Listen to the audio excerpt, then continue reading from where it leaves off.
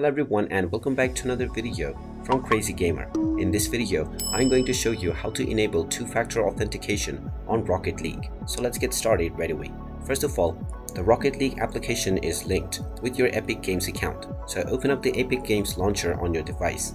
And after you have logged into your account, you will be taken into the Epic Games store page. From this page, click on your account icon at the top right corner and then click on Account. You will now be taken into the account page within your browser window, where if you haven't logged in, you will be asked to log in first. After logging in, you will be taken into your account settings page. Now from this page, click on Password and Security and then scroll down and you will see the two-factor authentication settings. Just click on the Setup button if you wish to set up an authenticator app. You can also use your email for two-factor authentication by clicking on the Setup button alongside email for two-factor authentication.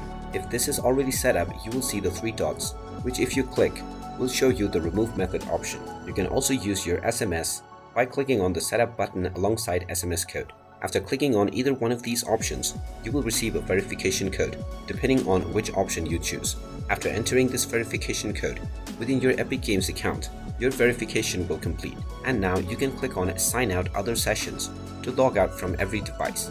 You will then be asked to enter your password within your Epic Games account while you log in. After entering your password, you will now be asked to enter the verification code that has been sent to your verification method every single time that you log in from this point on. And there you have it. That is how you can turn on two-factor authentication on Rocket League.